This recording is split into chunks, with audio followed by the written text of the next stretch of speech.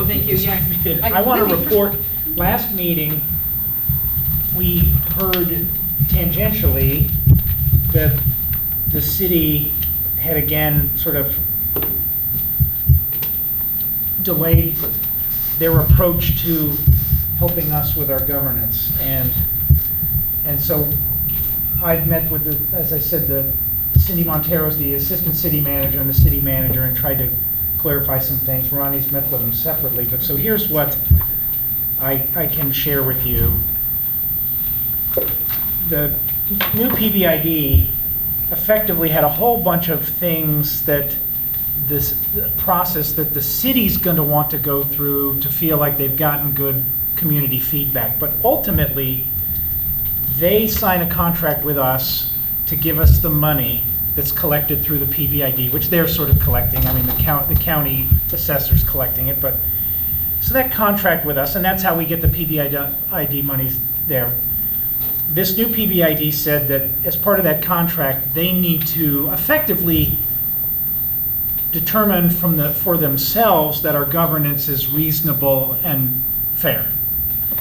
So that's sort of, it has to pass a sniff test. It doesn't say they decide what it is. It says we decide what it is. They just have to make sure that that's okay, so that all the people who voted think that the city's looking at that, right? That was the point of it. So even the city didn't kind of understand that. They thought they're supposed to figure it all out, and that's just wrong. So before the vote, they hadn't done any of this consensus building. We've talked about that. And so we talked here at this level about what we might do to try to make it more reflective of what the possible PBID, which is now the real PBID, payers looked like. And we had said here that, we had generally recommended, without voting on it, that reconstituting the board to eliminate the chamber as a member, add another business member, which is, sometimes gets referred to as small business, but they don't have to be small. They're just not the highest 7 payers. And adding a residential seat to the one that's there, and widening the existing seat to reflect the wider group types of residential payers. Because prior it was just, people who paid directly, like homeowners associations or people. So we talked about that. Exposed it to the city council. Some of those members of the council came here and said to us, we feel like that's a reason, that seems good to us, but we're going to have to go through our process. But they gave us good feelings, and many of you got outreach from them personally too. So I mean, each one of the 5 told me they felt pretty good about this, but they have to go through their process. What we established with the city is they felt it indeed was best and appropriate that we change our governance the way we think is appropriate, and then let them sniff it and decide. Now, they are probably going to form a group of people to help them do that and have some public hearings and so forth, and that's fine. They're just going to do that on their own. So I brought back these changes to the bylaws that we'd seen before but not voted on, and I'm going to recommend that we consider these. I mean, I'm not asking for vote now because we didn't expose this. We need to put it out in the public and on the agenda. But so for the next meeting, I'm going to recommend this, and we can have a discussion about it now. We can have a discussion about it at the next meeting.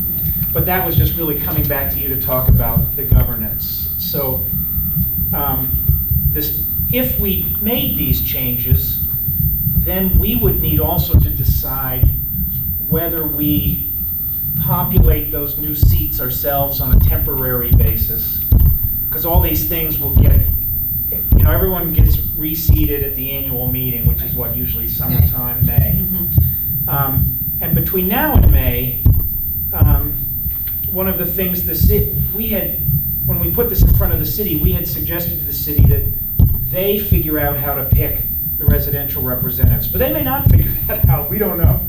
But at our last meeting, we talked about the fact that the money that new payers are putting into the till happens in January, and that we generally thought those extra voices would be helpful and not wait 3 or 6 months for the city to sniff it, which they had said 6 months. Now they think it might be 3, but I don't feel comfortable relying on that. And so to wait for them, but that's something we would also decide is, should we fill them temporarily?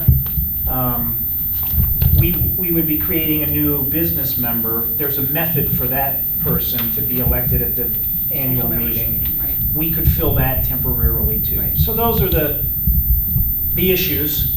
Do we want to make these changes? One, and if we do and create new seats, do we want to fill them temporarily? I'm sort of a supporter of, let's get the more voices that are more reflective of the people who are paying in, right? But that's me, and I'm not sort of formally doing anything with this, just Right. bringing it to your attention. Exactly. I have a public comment. I mean, there is nothing fair about an assigned seat on the board. It's not fair. It's not fair to the membership. It's not fair to anybody. You know, you're really all business members, and the ones that pay the higher amount have an assigned seat. Well, that's not fair. So that's what I think. So It's not fair that the higher, can you clarify that? no, it should be elected. You should be elected by the membership. The business members pay the majority of the money, and they have one elected seat on the board. It's not proportional representation, and it's just not fair. I mean, you don't even get to choose who else is at the table.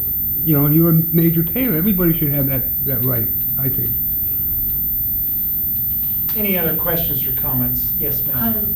Cindy said that they had actually recommended that you go ahead and fill the seats, and I mean, I don't know that it's such a bad idea to just put somebody in temporary with the understanding that once it was actually firmed up with the city, which hopefully will happen in a couple of months. I mean, I know John is interested in sitting on it. He's got I know he'd have a lot of support from the city, so and Well, so it's I'm really glad good. that Cindy commented that to you. When I met with them, they said, we need to think about that. Well, I asked her. But I she- believe she it. said I that believe she yeah, said that. But She said, well, our feeling is, you know, we suggested that they just go ahead and appoint people. And, Yeah.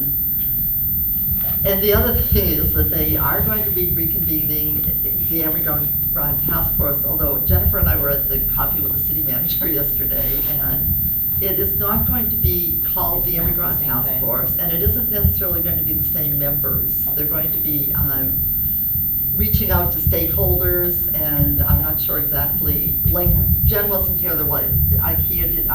Bay Street didn't have a representative on the initial task force.